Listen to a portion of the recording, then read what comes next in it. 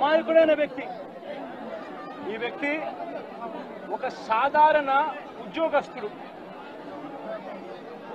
Wine షాప్లో తాను పనిచేసుకుంటూ, సూపర్వైజర్గా తాను పనిచేసుకుంటూ వైన్ షాప్లో తన జీవితం గడుపుతా ఉన్న ఒక సామాన్యమైన వ్యక్తి. ఇటువంటి వ్యక్తిని అతి కిరాతకంగా నడి రోడ్డు మీద అందరూ చూస్తూ ఉండగానే కిరాతకంగా కత్తి తీసుకొని అతి దారుణంగా నరకడము. ఆ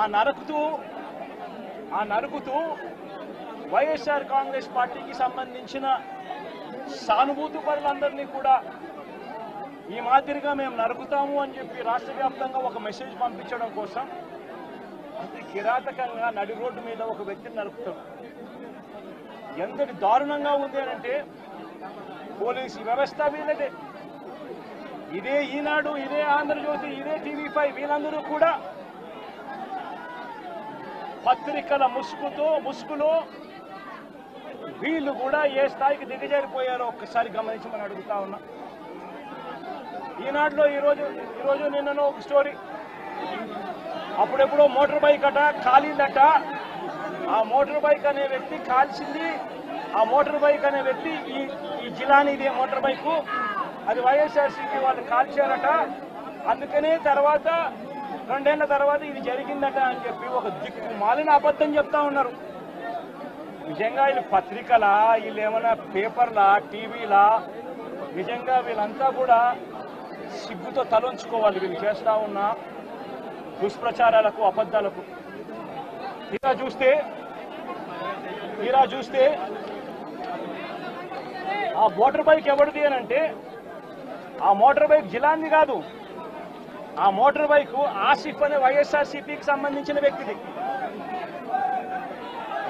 ఆ వైఎస్ఆర్సీపీకి సంబంధించిన వ్యక్తి crime number 10/2024 dated 17/1/2024 Asif YSRCP activist filed the case against TDP ex-chairman Shamim, TDP state secretary Ayub Khan, town TDP president and others who burnt his motorcycle and caused head injury to Asif.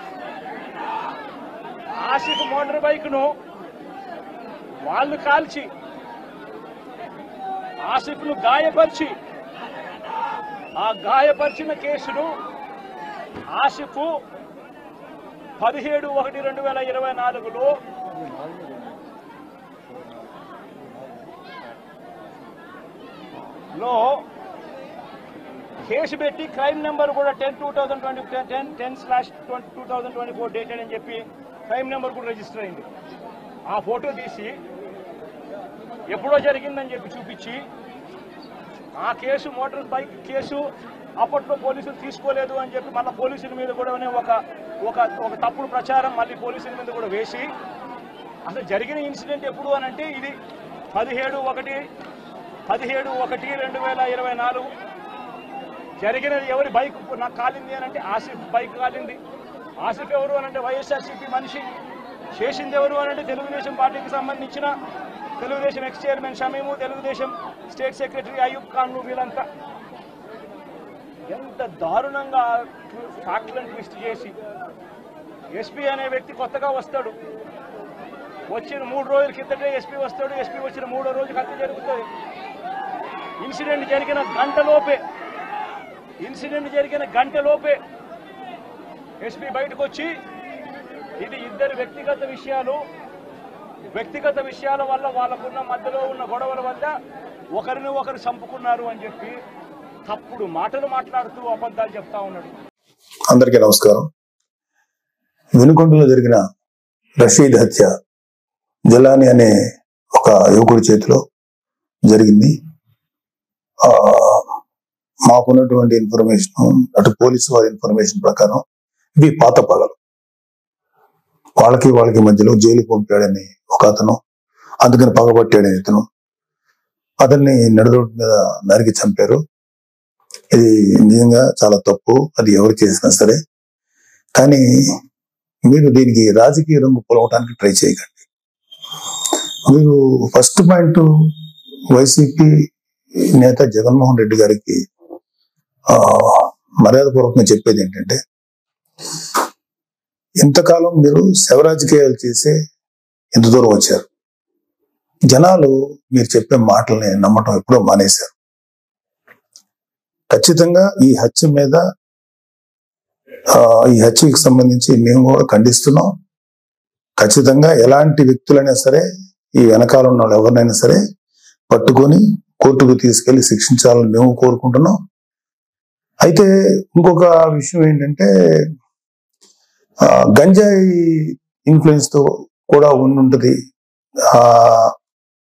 ఎవడైతే చంపాడు అని కూడా బయట ఉంది. So ఇలాంటివన్నీ రకరకాల versions వస్తున్నాయి. So మీరు అర్జెంటుగా వినుకొండొచ్చి ఆ చనిపోయిన కుర్రవాడికి ఒక పార్టీ నాయకుడుగా మీ సానుభూతి తెలపడం అనేది మాకు ఎటువంటి అబ్జెక్షన్ లేదు, మంచిది కూడా తెలుపుతాం.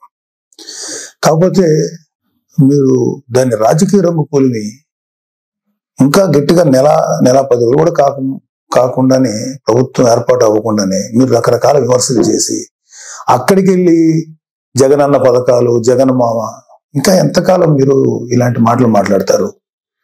అధికారం ఉన్నప్పుడు నటించారు, అధికారం పోయినప్పుడు నటిస్తున్నారు. నటనల మీద పరిపాలన సాగదు. ఈ విషయం ఇప్పటికే మీకు అర్థమై ఉండాలి, మీ వైసీపీ నాయకులు కూడా అర్థమై ఉండాలి. ఎంతకాలం ఇంకా నటిస్తారు మీరు? ఓపెన్ గా ఉండండి. 2019లో మీకు అద్భుతమైనటువంటి తీర్పు ఇచ్చారు ప్రజలు మీకోసం. దాన్ని మీరు అత్యంత దారుణంగా, దుర్మార్గంగా ఉపయోగించుకొని ప్రజల నెత్తి మీద కాలు పెట్టి తొక్కారు. ప్రజల్ని హింసించి వదిలేరు మీరు. మీ పరిపాలనలో సామాన్యులు సైతం భయపడ్డారు.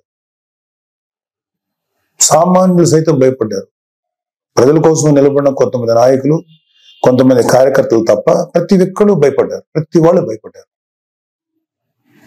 మీరు ఇప్పుడు వచ్చేసేసి ఏదో అన్యాయం జరిగిపోయింది, డెఫినెట్ గా ఇది తప్పే, దీన్ని మేము ఖండిస్తున్నాం. కానీ దీనికి రాజకీయ రంగు పూలు ఈ శవ రాజకీయాలు చేయకండి. కూటమి ప్రభుత్వం పరిపాలనా పరంగా ఏదన్నా ఉంటే విమర్శించండి.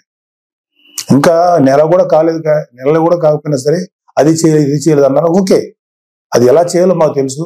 కూటమి ప్రభుత్వానికి చేసి చూపిస్తాం. మీకన్నా అద్భుతమైన పరిపాలన ప్రజలకు వస్తుంది. మీరు అద్భుతమైన పరిపాలన మీరు చెప్పుకున్నారు. అంతకన్నా దుర్మార్గ పరిపాలన భారతదేశ రాజకీయ చరిత్రలో ఏ రాష్ట్రం జరగల, ఓన్లీ ఆంధ్రప్రదేశ్ లో జరిగింది.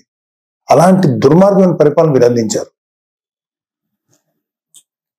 అంటే కొన్ని కోట్ల రూపాయలు, వేల కోట్లు, లక్షల కోట్ల రూపాయలు ప్రభుత్వానికి, ఖజానాకి గండి కొట్టి, నెక్స్ట్ అసలు అంటే ప్రభుత్వాన్ని సర్వనాశనం చేసి, ఒక గవర్నెన్స్ ఏ విధంగా కొనసాగనివ్వకుండా నాశనం చేసి, మీ పరిపాలనలో లక్షల కోట్ల అవినీతి జరిగితే దాని గురించి మీరు ఎప్పుడు మాట్లాడలేదు. అంటే మీరు పెట్టిన బొక్క, అంటే మన రాష్ట్ర ఖజానాకి కనీసం 2-3 మినిమం 4-5 ఏళ్ళు పడుతుంది మినిమం ముందు ఆ బొక్క పుడ్చడానికి.